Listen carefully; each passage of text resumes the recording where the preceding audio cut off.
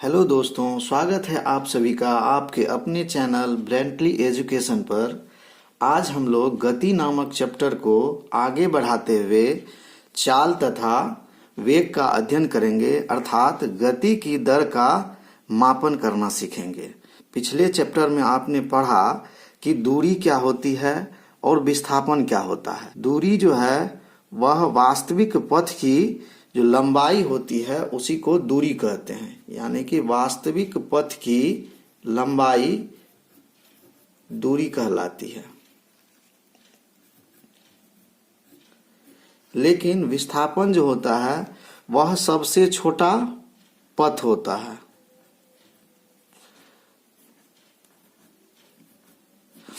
दूरी कई हो सकती है, यानी कि एक बिंदु से दूसरे बिंदु तक पहुंचने में कई दूरियां हो सकती है, लेकिन विस्थापन केवल और केवल एक होता है, यानी कि सबसे छोटा पथ या सबसे छोटा रास्ता जो होता है वह विस्थापन कहलाता है। तो विस्थापन एक दिशा में होती है, लेकिन दूरी की कोई दिशा नहीं होती है। जब दूरी के साथ समय को कनेक्ट करते हैं तो एक फिजिक्स की एक नई टर्म निकल कर आती है जिसे चाल कहते हैं।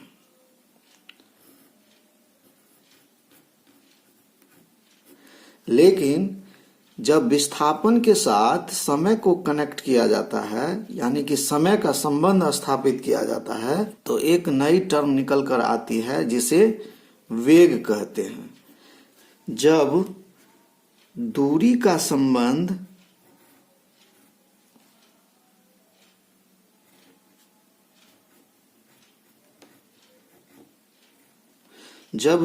संबंध समय के साथ किया जाता है तब वह चाल कहलाता है। लेकिन जब विस्थापन का संबंध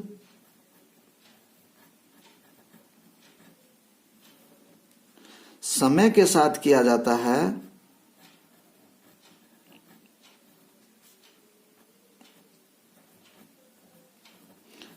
तब वह वेग कहलाता है।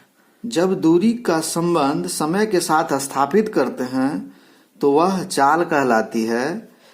वहीं जब विस्थापन का संबंध समय के साथ किया जाता है तब वह वेग कहलाती है, यानी कि एकांक समय में तय की गई दूरी। एकांक समय में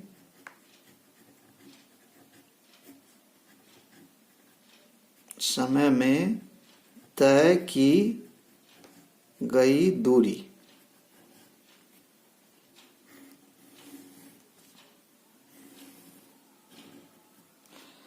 एकांक समय में तय की गई दूरी चाल कहलाती है।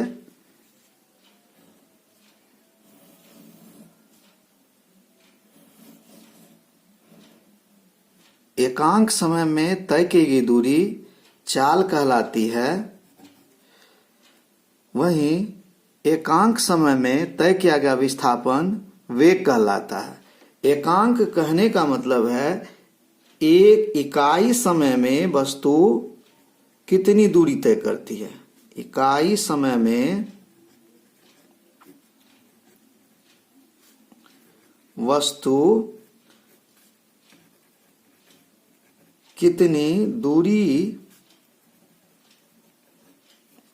या विस्थापन तय करती है।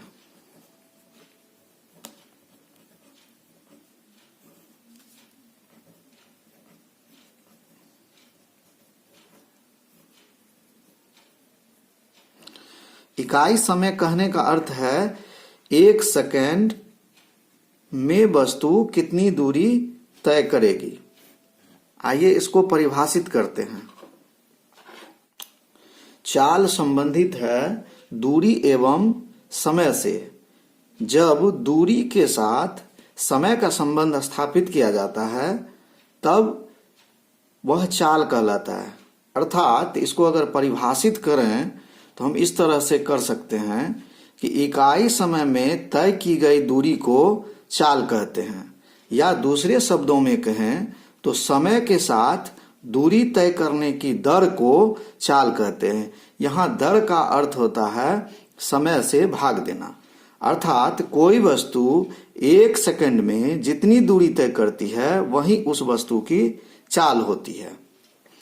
चाल का एसआई मात्रक मीटर प्रति सेकंड होता है, अर्थात चाल बराबर तय की गई कुल दूरी बटा दूरी तय करने में लगा समय। मान लेते हैं कि कोई वस्तु 5 सेकंड में 10 मीटर की दूरी तय करती है, तो 5 सेकंड में वस्तु 10 मीटर की दूरी तय करती है।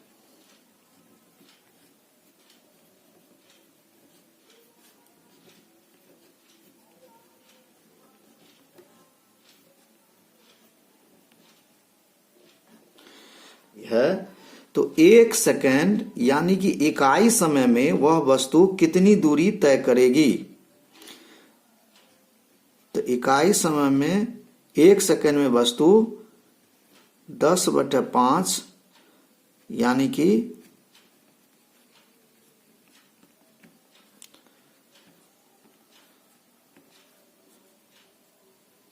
2 मीटर की दूरी तय करेगी। 1 सेकंड में 2 मीटर की दूरी तय करेगी, यानी कि 2 मीटर प्रति सेकंड उस वस्तु की चाल होगी। यानी कि 1 सेकंड में वस्तु 2 मीटर जा रही है। 1 सेकंड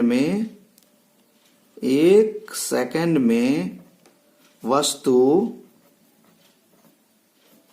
2 मीटर की दूरी तय करती है।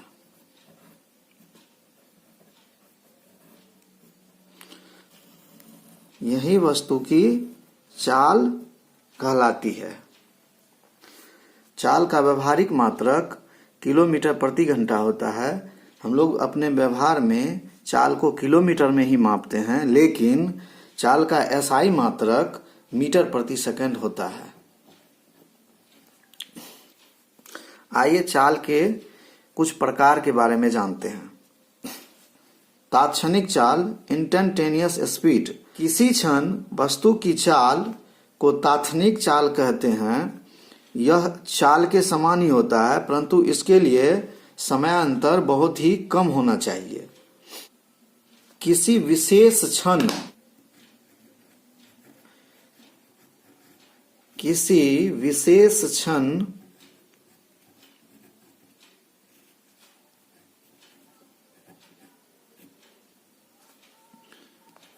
पर वस्तु की चाल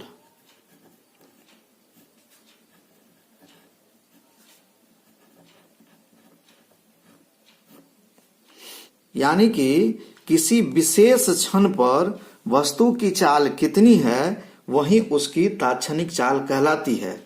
मान लीजिए कि आप बाइक से एक जगह से दूसरे जगह जा रहे हैं और किसी निश्चित समय में आपको उस वस्तु की चाल पता करनी है, तो वही उसकी तात्क्षणिक चाल कहलाएगी। यानी कि अगर आप घर से 8 बजे निकले हैं और 8:20 पर आपको गाड़ी की चाल पता करनी हो, तो मान लीजिए कि उस समय गाड़ी की चाल 50 किलोमीटर प्रति घंटा है, तो उस वस्तु का उस समय तात्क्षणिक चाल 50 किलोमीटर प्रति घंटा होगा।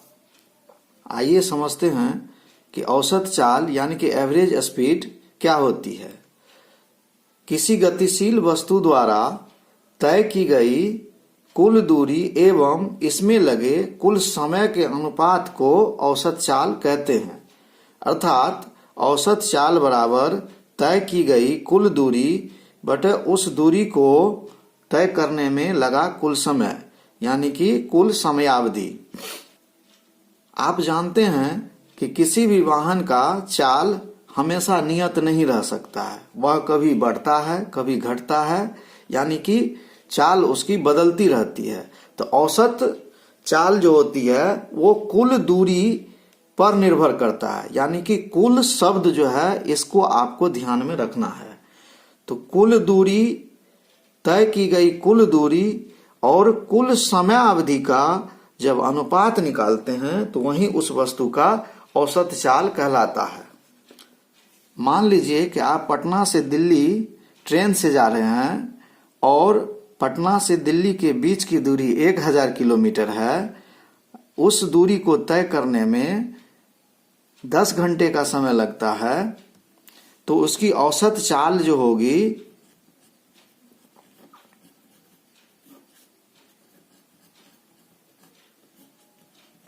कुल दूरी 1000 किलोमीटर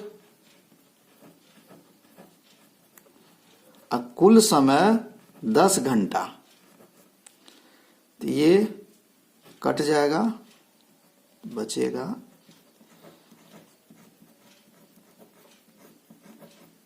अर्थात 100 किलोमीटर प्रति घंटा उस ट्रेन की एवरेज स्पीड है। यानी कि वह ट्रेन हमेशा 100 किलोमीटर के स्पीड से नहीं चल रही होती है, बल्कि कभी उसकी स्पीड घटती है, कभी उसकी स्पीड बढ़ती है। आइए इसे एक उदाहरण से समझते हैं। एक वस्तु 16 मीटर की दूरी 4 सेकंड में तय करती है तथा पुनः 16 मीटर की दूरी 2 सेकंड में तय करती है, तो वस्तु की औसत चाल क्या होगी? यहाँ प्राप्त है कुल दूरी बराबर 16 मीटर प्लस 16 मीटर यानी कि 32 मीटर। कुल समय बराबर 4 सेकंड प्लस 2 सेकंड यानी कि 6 सेकंड। तो औसत चाल बराबर हमको सूत्र प्राप्त है कुल दूरी बटे कुल समय। कुल दूरी 32 मीटर बटे कुल समय 6 सेकंड।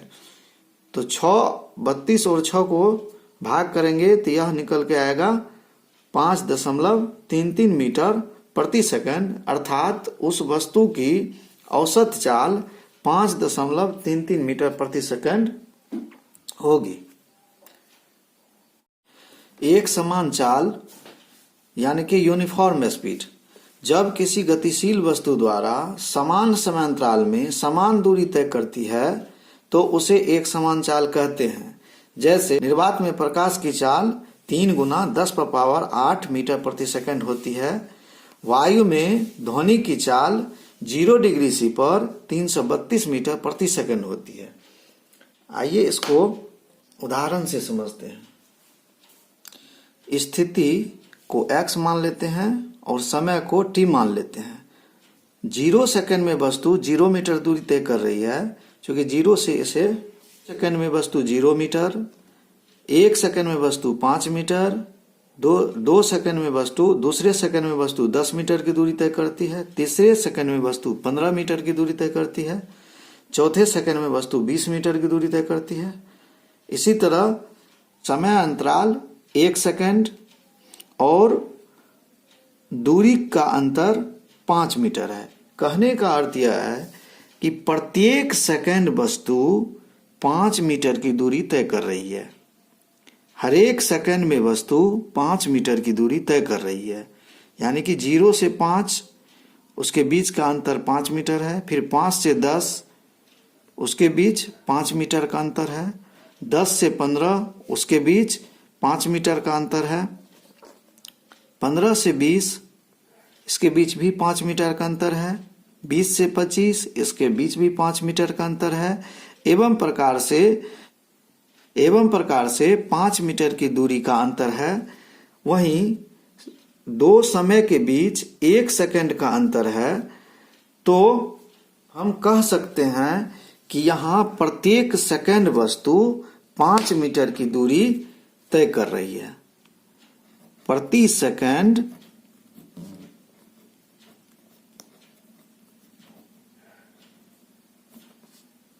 प्रति सेकंड 5 मीटर की दूरी।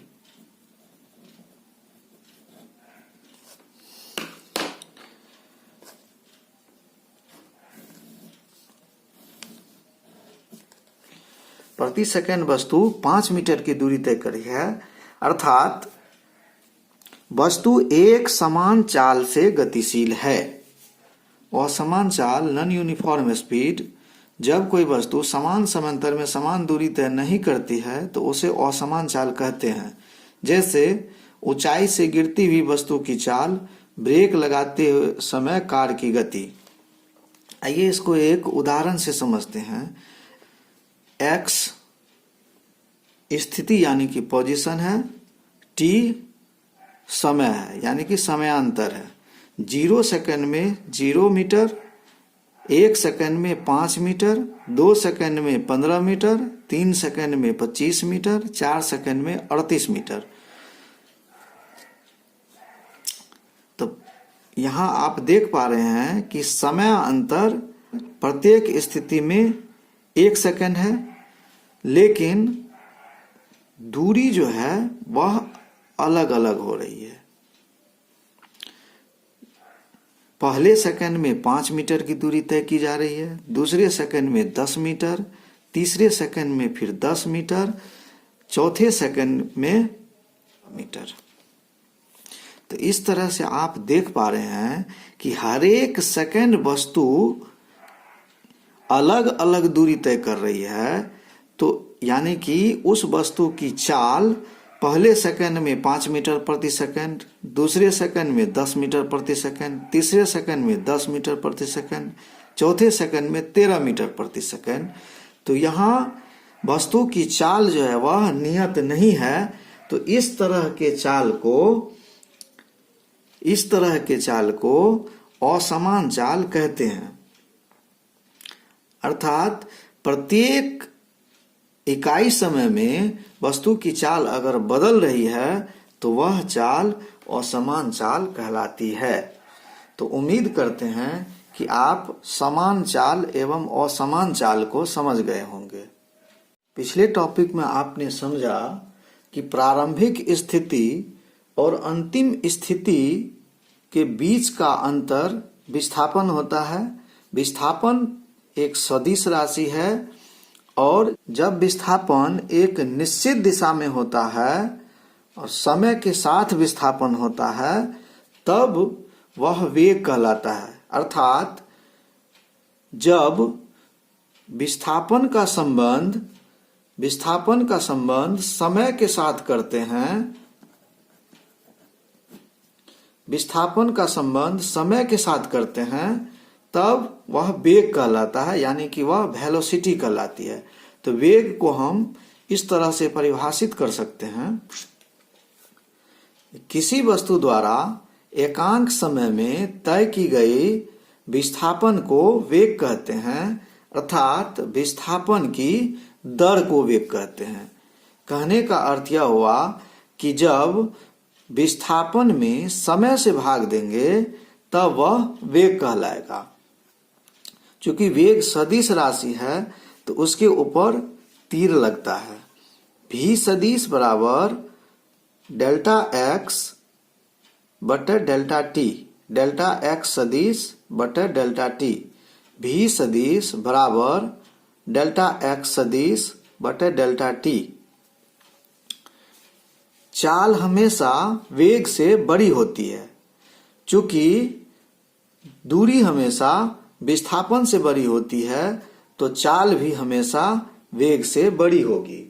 वेग की दिशा विस्थापन की दिशा होती है, तो विस्थापन बदलने के साथ ही वेग भी बदल जाता है, क्योंकि वेग विस्थापन पर निर्भर होता है। एक ही दिशा में वेग हमेशा नियत रहेगा। यहां आपको समझने की जरूरत है कि वस्तु की वेग 5 मीटर प्रति सेकंड है और वह एक सरल रेखा पर गतिशील है, तो यहाँ चाल और वेग दोनों समान होगा, यानी कि यहाँ वेग नियत होगा। सीधी रेखा में विस्थापन होगा तो वेग नियत होगा, लेकिन जैसे ही विस्थापन की दिशा बदलेगी तो वेग का मान भी बदल जाएगा।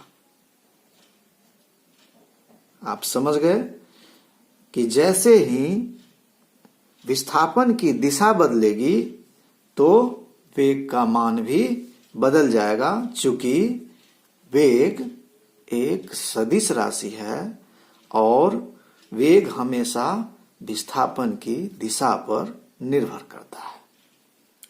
आइए समझते हैं एक समान या अचर वेग। तो हम कह सकते हैं कि एक समान या अचर वेग जब कोई वस्तु समान समांतर में समान विस्थापन तय करती है तब उसे हम एक समान वेग कहते हैं। इसको आप इस उदाहरण से समझ सकते हैं। मान लीजिए कोई वस्तु जिसका पोजीशन x है और समय t है, 0 सेकंड में 0 मीटर विस्थापन तय करती है, 1 सेकंड में 5 मीटर विस्थापन तय करती है, दूसरे सेकंड में 10 मीटर विस्थापन तय करती है, तीसरे सेकंड में 15 मीटर विस्थापन तय करती है, चौथे सेकंड में 20 मीटर विस्थापन तय करती है और पांचवें सेकंड में 25 मीटर विस्थापन तय करती है। तो इस तरह से हम देख पा रहे हैं कि इसके बीच का समय अंतर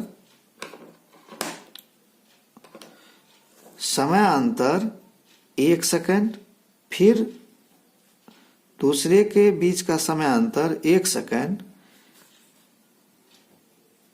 इसके बीच का समय अंतर 1 सेकंड, इसके बीच का समय अंतर फिर 1 सेकंड, इसके बीच का समय अंतर फिर 1 सेकंड, इसके विस्थापन में 5 मीटर का अंतर, फिर अगले विस्थापन में 5 मीटर का अंतर, फिर अगले विस्थापन में 5 मीटर का अंतर, फिर अगले विस्थापन में 5 मीटर का अंतर, अगले विस्थापन में फिर 5 मीटर का अंतर। तो आप यहाँ देख रहे हैं कि समान समय अंतर में समान विस्थापन तय की जा रही है। इस तरह से प्रति सेकंड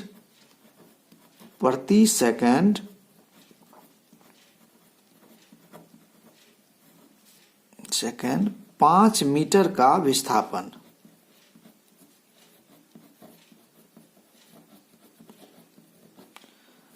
प्रति सेकंड 5 मीटर का विस्थापन हो रहा है, तो हम कहेंगे कि यहां वेग नियत है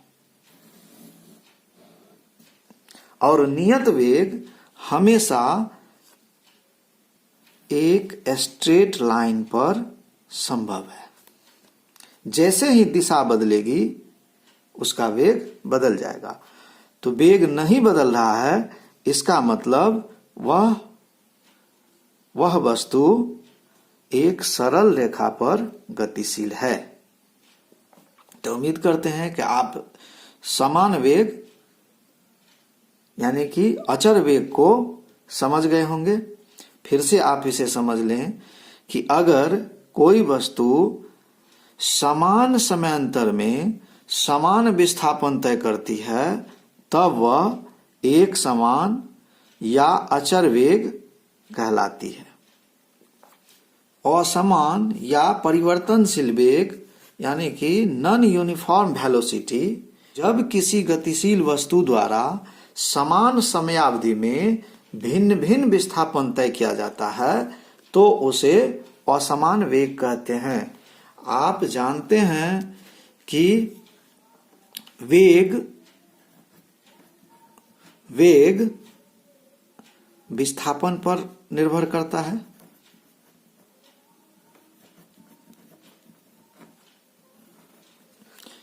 वेग हमेशा विस्थापन पर निर्भर करता है।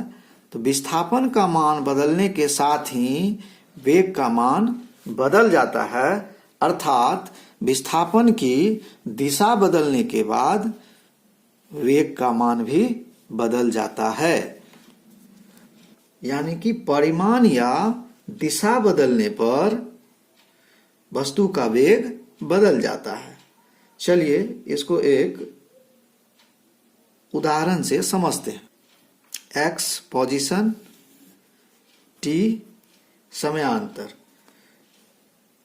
0 सेकंड में वस्तु 0 मीटर विस्थापन तय करती है, 1 सेकंड में वस्तु 5 मीटर का विस्थापन तय करती है, दूसरे सेकंड में वस्तु 15 मीटर का विस्थापन तय करती है, तीसरे सेकंड में वस्तु 20 मीटर का विस्थापन तय करती है, चौथे सेकंड में वस्तु 30 मीटर का विस्थापन तय करती है, पांचवें सेकंड में वस्तु 38 मीटर का विस्थापन तय करती है। आप यहां देख पा रहे हैं कि समय अंतर, प्रत्येक स्थिति में समय अंतर 1 सेकंड है।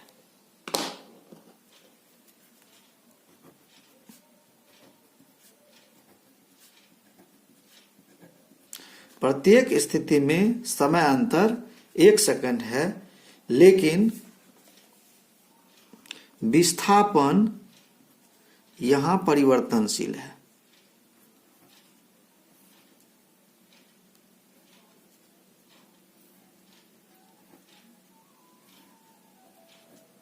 आप यहां देख पा रहे हैं कि समय अंतर समान है, तो हम यहां कह सकते हैं कि समान समय अंतर।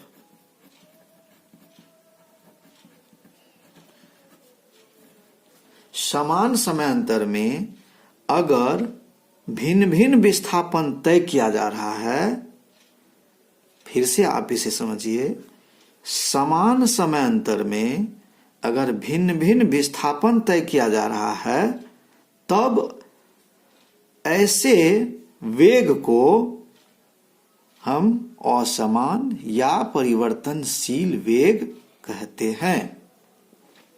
कि परिमाण या दिशा बदलने पर वस्तु का वेग बदल जाता है, चूंकि हम जानते हैं कि वेग विस्थापन पर निर्भर करता है और विस्थापन दिशा पर निर्भर करता है, तो वेग भी दिशा पर निर्भर करेगा। जैसे ही दिशा बदलेगी, वस्तु का वेग बदल जाएगा। जैसे कोई वस्तु एक सरल रेखा पर गतिशील है, तो उसका वेग नियत रहेगा। सरल रेखा पर गतिशील वस्तु का वेग नियत होता है, लेकिन जैसे ही उसकी दिशा बदलती है, उसका वेग भी बदल जाता है।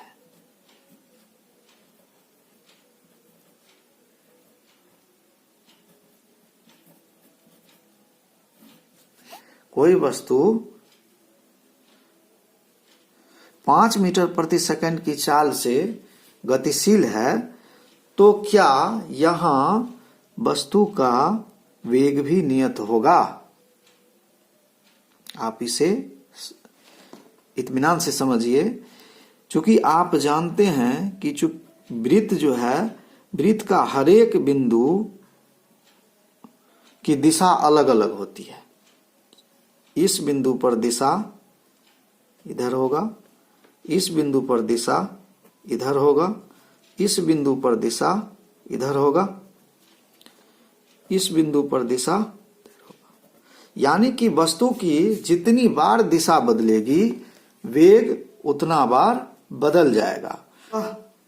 स्पष्ट है कि वस्तु का वेग उसकी दिशा पर निर्भर करता है, अर्थात विस्थापन पर निर्भर करता है।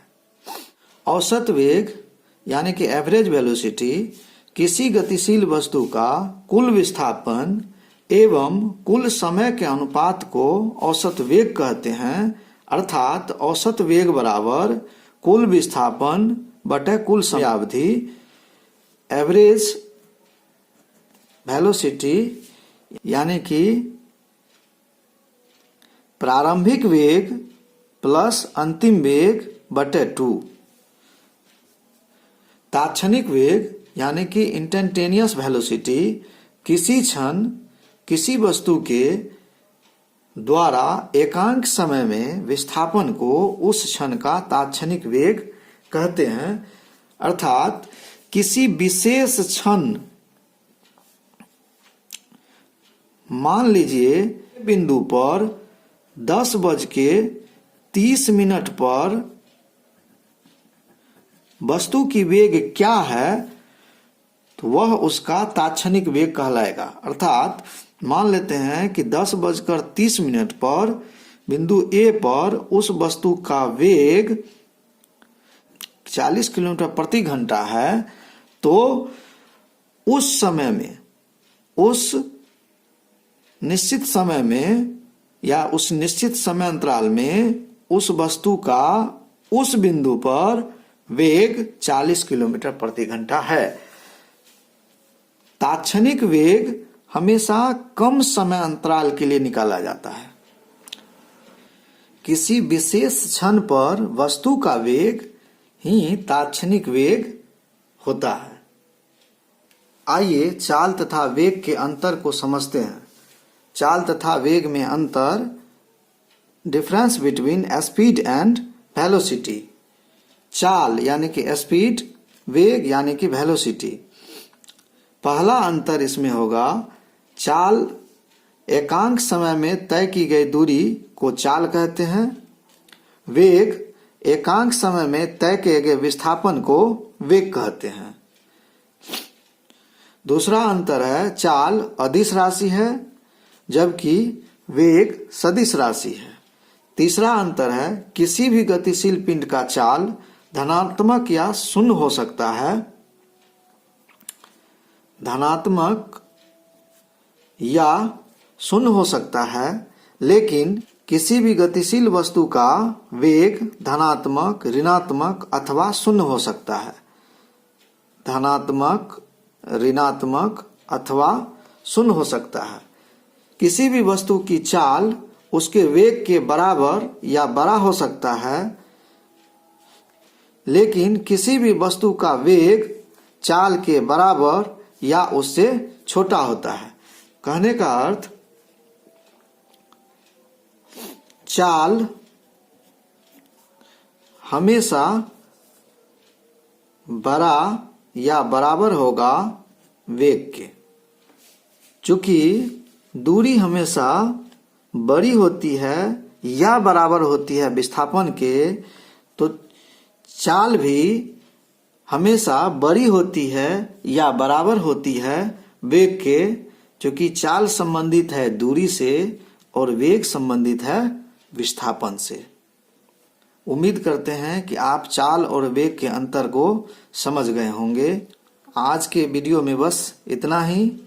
पूरा वीडियो देखने के लिए आपका धन्यवाद। वीडियो अच्छा लगे तो इस वीडियो को अपने दोस्तों के बीच जरूर शेयर करें, ताकि अन्य विद्यार्थियों को भी इसका लाभ मिल सके। धन्यवाद।